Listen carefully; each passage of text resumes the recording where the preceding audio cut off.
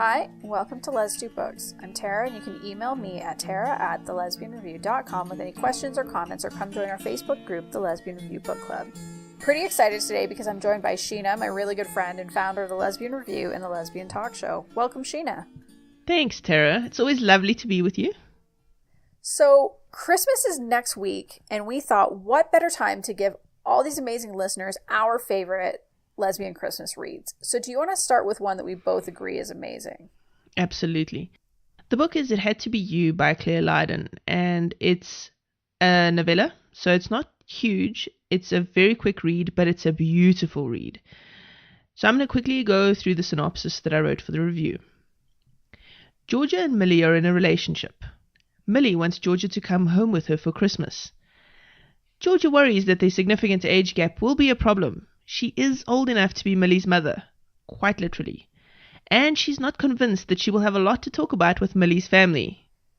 Who's to know that the simple act of meeting the family will turn lives upside down as the past comes back to haunt them all? This book is so good. It's so good.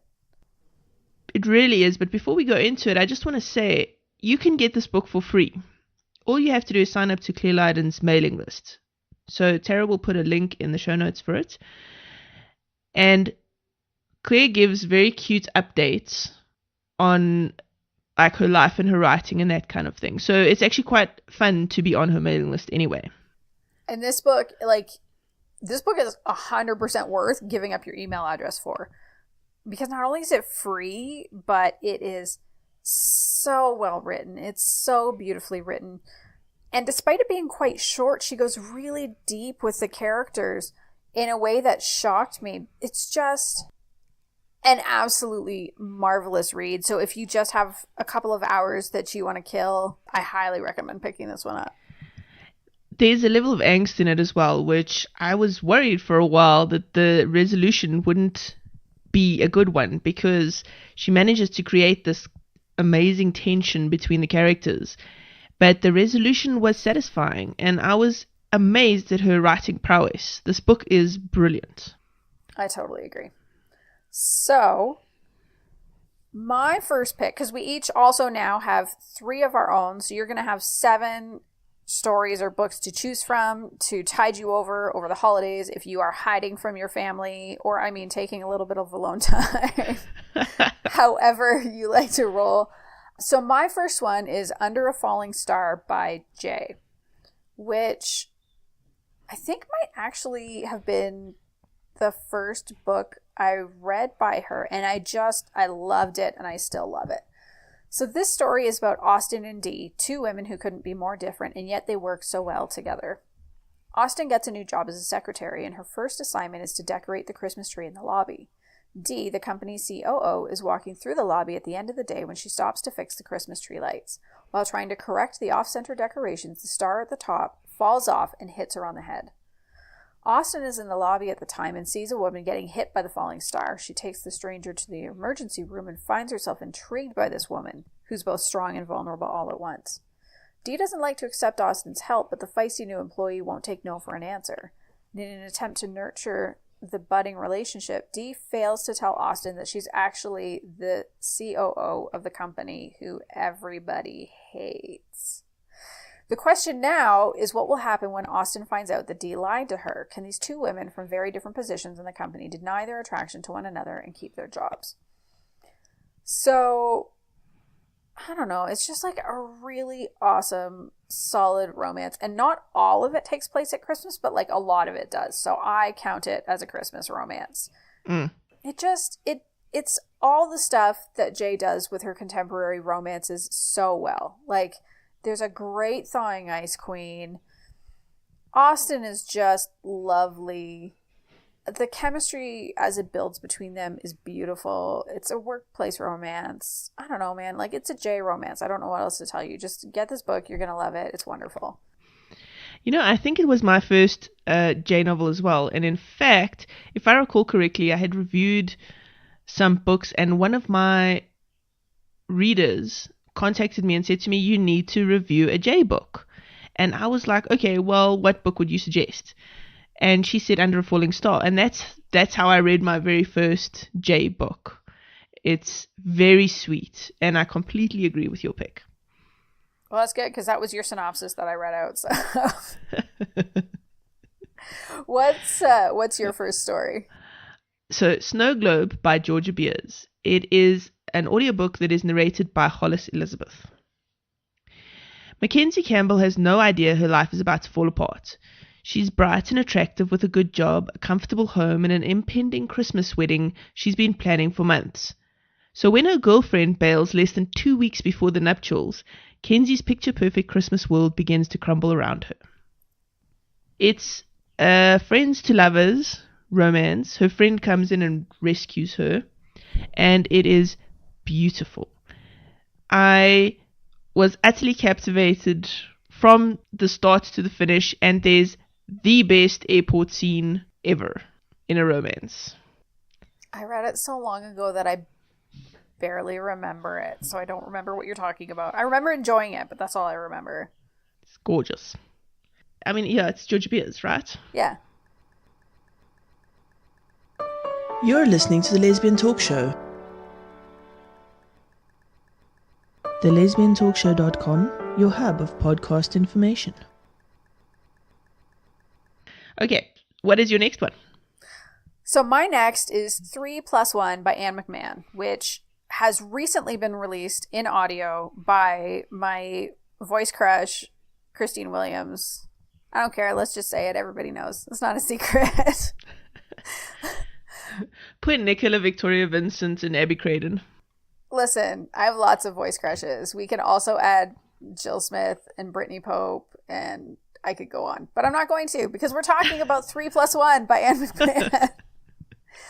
So this is a Christmas short story collection. And anyone who's seen my top 10 list know that they never just have 10 books in them. So how could I not love a trilogy that has 4 stories in it? So this is about Diz and Clarissa. They're co-workers, and after working together for a couple of years, it finally comes out at the company Christmas party that the attraction Diz feels for Clarissa is mutual. And if those names or that premise sounds familiar, that's because the first story, Nevermore, was also in McMan's short story collection Sidecar. Each of these stories show us Diz and Clarissa's Christmas for 4 years in a row, from the first expression of their interest to getting together, sharing Christmas with both of their families, and I'm not going to spoil what happens on that last Christmas, but it's pretty great. And if you read the original release of 3, because it was released previously with a different publisher, it's out with Bywater now, you're still going to want to pick this one up because the last story has all your favorite stuff to do with the Diz and Clarissa story, but a little something extra. This book is just, it's adorable, it's zany, it's kind of like all the funniest and sweetest and quirkiest that Anne McMan has to offer, all stuffed into one book. There's very little that's, I don't think there's anything like super serious in it. So it's kind of like the perfect holiday pick-me-up. And because they're short stories, you can even space it out. Like if you only have a half an hour or an hour, just read one story, put it down, come back to it. It's just lovely. And I'm in the middle of listening to the audiobook right now, and it's also lovely and cute and funny. I think Christine Williams did a fabulous job bringing the characters to life, especially Diz. But I mean, she's great with Clarissa too. So I totally recommend this one. That's great, Tara. I must confess I haven't read it, but I love the cover. Well, I mean, Let's not talk about let's not get into an Anne McMan cover fangirling rat hole, because we might stay down there. What's your next book? My next book is Seasons Meetings by Amy Dunne. So I read this when it first came out, and it's a very sweet book. But when the audio book came out, this is one of those rare books for me where I was able to read the book and listen to the audiobook, and I enjoyed it even more in audio. Nicola Victoria Vincent narrates the audio, and she managed to just make this book go from very sweet to like real awesome. It's something that happens if you have a really great narrator. This is the synopsis. Could the festive road trip from hell actually lead to love? Catherine Birch is a lonely workaholic who hates Christmas. This year she's being forced to celebrate with her best friend's family in the Highlands of Scotland.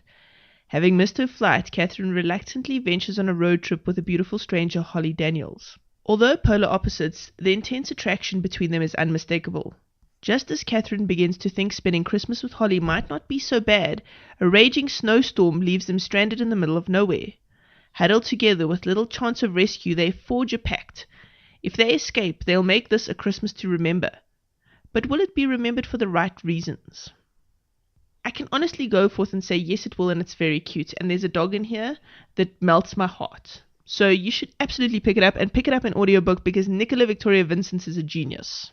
She is a genius. Again, I haven't read this one in a long time, but I remember enjoying this one a lot too. It's just really, it's sweet and lovely, and I mean, it takes place in Scotland. What's not to love? Also got a bit of a thawing and ice queen thing going on, a girl next door sort of thing, is stuck in a small town over Christmas in a romantic setting. It's got a lot of the very cute tropes. And that adorable dog thing. And the adorable dog. Something for everyone. So, my last book is probably my favorite Christmas novel, and it's The Bureau of Holiday Affairs by Andi Marquette. And this story follows Robin Preston, a business executive secure in her role as a corporate shark after years of backstabbing her way up the ladder. And after filling out the paperwork for 2 employees to get let go right before Christmas, Robin is visited by Agent Elizabeth Tolson from the Bureau of Holiday Affairs, and she has a warning for her. It's time for Robin to change her ways if she wants to redeem herself, and 3 visitors are coming to help. Agent Tolson has her doubts about Robin, having begun her road into assholeness following the death of her mother and her girlfriend Jill breaking up with her in college. But hey, it's a retelling of Dickens' A Christmas Carol. Maybe even the most irredeemable jerk can make it. This book it's sweet, it's funny, it's a fabulous retelling of A Christmas Carol. Really, not even just a retelling, but like a contemporary reinterpretation of it. Like, what would it look like if it happened now? So that the 3 other people that come to visit her are really interesting. And I don't want to give away too much, because discovering each of them is a lot of fun. The second in particular is fabulous, and that's all I'm going to say about that character, but people are going to love her. And there's a really lovely romance to it. It's just it's kind of got everything. Yeah, like, it has a romance, it has great characters, it's a really interesting reinterpretation of a classic story, and you can just feel like warm and fuzzy when you're reading it. It's just great. Marquette does a nice cast of queer characters, which I appreciated. Yes. It wasn't just, straight up lesbians. I like that. So what's your last pick? So my last choice is not strictly a Christmas tale, because it happens over a long period of time, but Christmas plays an important part in the story, especially with regards to the 2 main characters' relationship. It's Tricky Wisdom by Camryn Eyde. Darcy Wright is a closeted lesbian who has been infatuated with her best friend Taylor since junior high. Leaving her small northeast Minnesota town for Harvard in a quest to become a doctor, she moves in with med student Olivia Boyd, a neurotic, anal, giant pain in the backside. The first year of juggling medical school is grueling, but it's nothing compared to living with Olivia. And that's so true. That's very funny. Coming out to her friends and family with an anticlimactic flop, Darcy uses her newly publicized sexuality to try and win Taylor's affections through an ill-hatched scheme that crosses uncomfortable lines. The result is as unexpected to Darcy as Darcy's affinity for medicine is to Olivia. The first year of medical school is a nerve-wracking encounter in medicine, learning lessons the hard way and finding what her heart desires. So, basically, Darcy and Olivia pretend to be girlfriends to make Taylor jealous over a Christmas break. And that's why this falls into the Christmas category for me. It's a good one. As you were reading that, I started thinking about the sequel to it. And then I started wondering, how's she doing on that 3rd book anyway? Because it's so good. Like, you're going to read this book and then you're going to immediately want to pick up the 2nd one. Absolutely. And it's actually quite cheap on Kindle right now, the first book in the series. Why do you love this so much? What Eyde manages to do with the story is quite remarkable, because you get such an uptight character in Olivia and such a naive character in Darcy that under most authors, the characters would be very one-dimensional and not exciting to watch.